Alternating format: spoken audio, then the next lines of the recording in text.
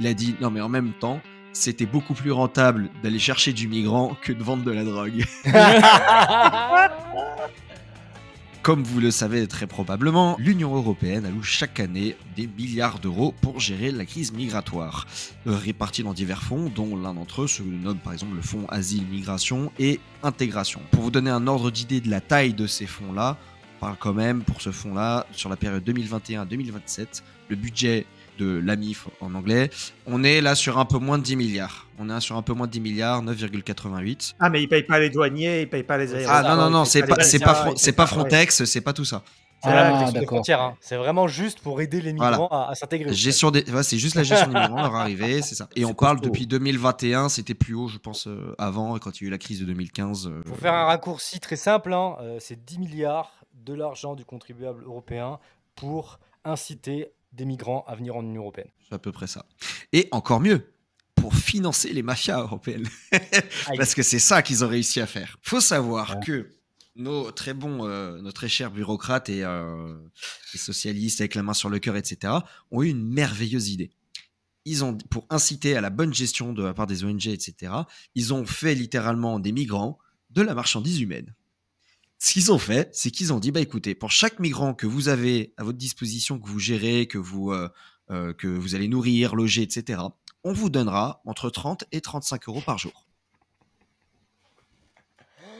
Donc, bon, on va loger des migrants, ça va nous coûter 5 euros par jour et on va se faire 25 euros sur chaque migrant par jour. Exactement. C'est un peu comme la prime à la vache. 25, t'es gentil. 25, t'es gentil. Donc, automatiquement, qu'est-ce qui s'est passé? Donc, déjà, il y a plein de gens qui ont retrouvé d'autres intérêts de business. Tu vois, t'as un hôtel, vu le prix à la journée, t'as un petit hôtel au fin fond de la Sicile, tu dis, bah écoute, moi j'en accueille. C'est beaucoup mieux que d'avoir des clients. Tu leur files du pain et de l'huile d'olive? Exactement. Un peu de pain. Non, l'huile d'olive, faut pas exagérer, ça coûte cher. Tu leur fous un quignon de pain tous les jours, une couverture, tu les fous par terre, t'en mets 10 par pièce, et là tu t'es fait ta journée, tu vois. Attends, faisons un petit calcul. Imaginons un petit motel à la con qui a 15 pièces, ok? Ouais. Admettons que dans chaque pièce, il faut mettre 5 migrants. Moi, je mettrais on va dire 2 lits superposés dans une petite pièce, tu vois. Donc 15 x 8, multiplié par 35, multiplié par 30 pour le nombre de mois, pour le nombre de jours dans le mois, 126 000 euros par mois. Nickel. C'est pas mal. C'est pas mal. J'ai une putain d'anecdote réelle. Hein. Il s'est passé un peu le même genre de choses. C'était il y a 20 ans. C'était quand je commençais mes études. 2000, donc c'était l'année 2002-2003. La fac de Corté avait un partenariat avec des universités chinoises et on avait beaucoup de Chinois. Il y avait beaucoup de Chinois dans la ville. Et le directeur du Crous à l'époque, qui devait loger les Chinois et puis qui touchait du coup pareil, hein, une subvention pour chaque tête étudiante récupérée.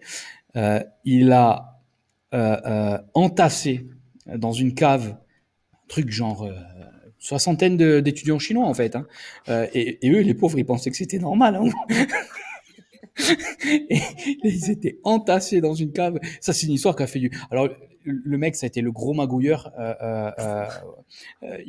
Faut savoir que j'ai siégé au conseil d'administration du Crous pendant plusieurs années et tout. Et j'avais vu passer, parce qu'il y avait eu une enquête, un rapport et compagnie et tout, le dossier était gros comme ça. Il a fait des magouilles à bloc avec l'argent public. Et parmi ça, il y avait cette histoire d'entasser les étudiants chinois dans une cave. Et du coup, ils se faisaient du fric avec ça? Ils faisaient des baskets ou pas? mais c'était presque des étudiants, ils allaient en cours la journée, donc ils faisaient pas des baskets. Tu recevais des t-shirts made in Corsica. Mais pourquoi la qualité c'est de la merde? Pourquoi les coutures elles déchirent? Ah putain. Alors, du coup, ce que je me suis dit, c'est que, en fait, moi, j'avais entendu des petites affaires comme ça, mais j'avais pas creusé plus que ça. Et donc, je me suis dit, bah attends, je vais creuser un peu plus, voir à quel point c'est fréquent ce genre de cas. Et j'étais surpris parce que je n'ai trouvé littéralement aucun journaliste, et pourtant j'ai cherché vraiment différentes langues, etc. J'ai trouvé personne qui a cherché à faire une sorte de compte-rendu de la catastrophe que ça a été, ce genre de mesure, c'est-à-dire où est passé l'argent, quoi.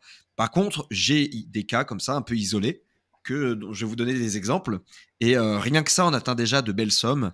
Vraiment, on n'est pas trop mal. Alors, On va commencer avec une affaire très connue en Italie, qui est celle. Bon, automatiquement, des affaires en Italie, il va y en avoir beaucoup. Je ne cache pas. C'est les principaux, c'est les champions là-dedans. Donc, l'affaire Mafia Capitale. Cette affaire, les sources, vous avez trouvé sur Repubblica, qui avait beaucoup surveillé cette affaire. Alors. En gros, elle a été révélée en 2014 par l'opération Mondo di Mezzo. Elle a mis en lumière un réseau criminel complexe dirigé par Massimo Corminati, un ex-terroriste néofasciste, et Salvatore Buzzi, un ancien criminel reconverti en gestionnaire d'ONG. C'est magnifique. Parce que là, on est ensemble sur les méchants capitalistes. D'un côté, t'as Olivier qui est au Texas, dans un monde complètement différent de Clément qui est en Italie. Alors, le réseau utilisait des coopératives et des ONG pour soumissionner sur des appels d'offres publics, principalement dans le secteur de l'accueil des migrants. Buzzi, à la tête de plusieurs de ces coopératives, a détourné des fonds alloués à l'hébergement, la nourriture et les services de soutien pour les migrants. Montant détourné en quelques années, 75 millions d'euros. Tranquille. Beau business. Ouais. Alors, le mécanisme, c'était tout bête. Tu avais des ONG de façade qui recevaient des fonds publics pour chaque migrant accueilli, avec des montants allant jusqu'à 35 € par jour et par migrant.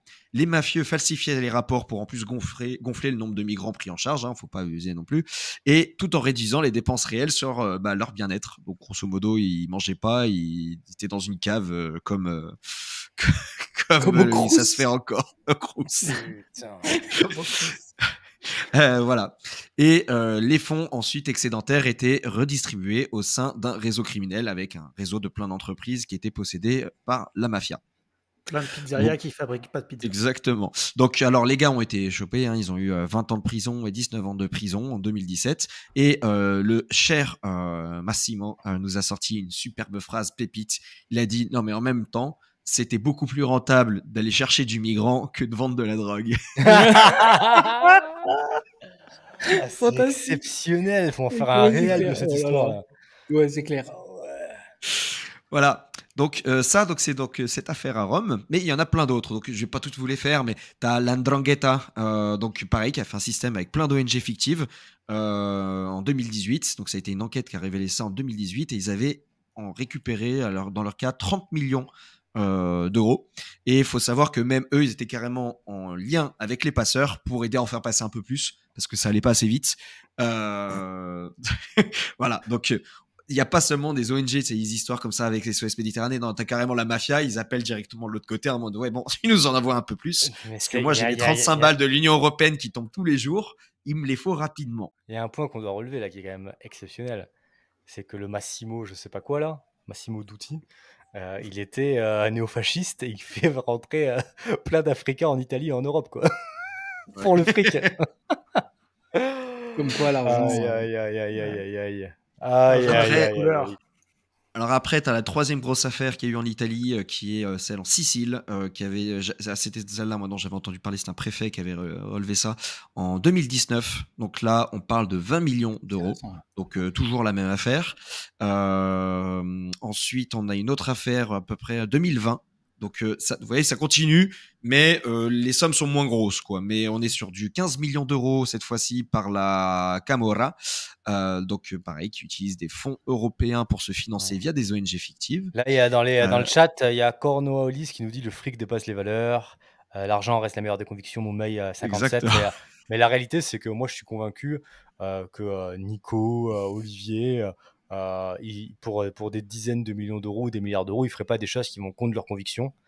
C'est ma conviction personnelle. Pour Clément, je suis un peu moins sûr. Parce que je suis en Italie, c'est ça. Raciste. Salopard.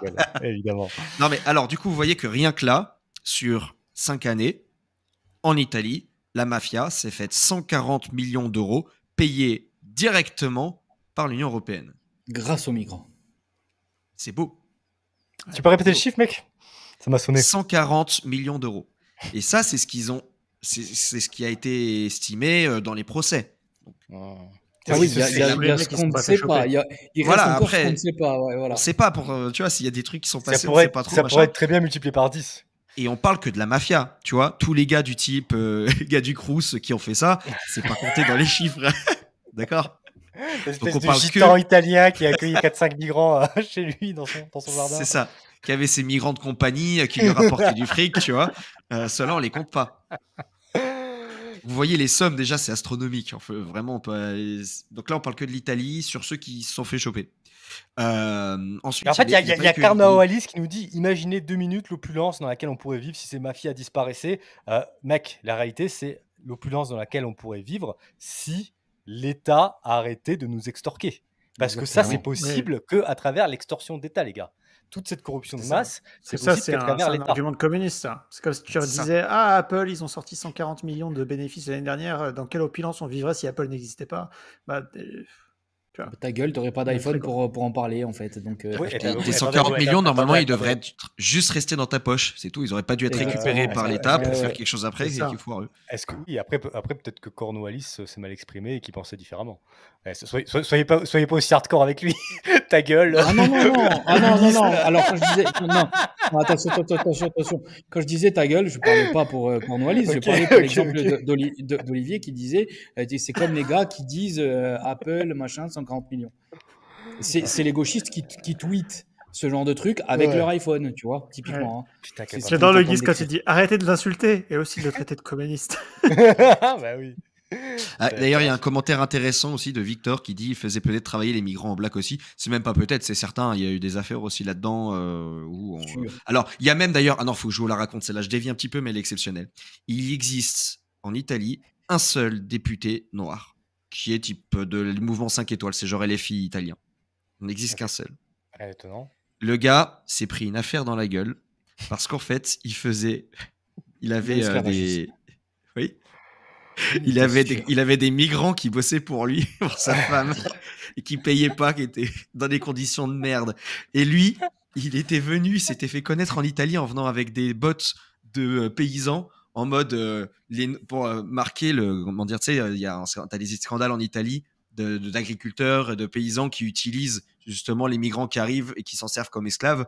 Bon, bah, et lui, du coup, il s'était pointé comme ça en mode voilà, je suis noir. C'était joué esclave, ouais. Le mec, c'est un putain communiste qui te casse les couilles toute la journée avec des réglementations pour sauver les travailleurs, pour aider les travailleurs, pour ci, pour ça. Il a des putains d'esclaves chez lui. Et c'est trop drôle, quoi. Et en plus, c'est le seul black de toute l'Italie. Imagine l'augmentation du racisme en Italie qui est déjà bien raciste. Il y a un black député en Italie, c'est un trafiquant d'esclaves, quoi. Et historiquement, c'est cohérent parce que les Noirs, les Blancs, ils allaient les chercher sur la côte. Ils rentraient pas en Afrique. C'était d'autres Africains qui capturaient des esclaves noirs pour les vendre aux Blancs. Donc, il n'y a rien de nouveau là-dedans. Exactement. Donc, je continue. Donc, sur les autres affaires qu'il y a eu, on a eu en Grèce une enquête en 2020 sur les ONG fictives. En 2020, la National Transparency Authority en Grèce a révélé un vaste réseau de fraude impliquant des ONG fictives dans le cadre d'une enquête nationale sur l'utilisation de fonds européens destinés à l'accueil des migrants. Détail du détournement, en réalité, 90% des ONG contrôlées étaient impliquées dans des détournements de fonds.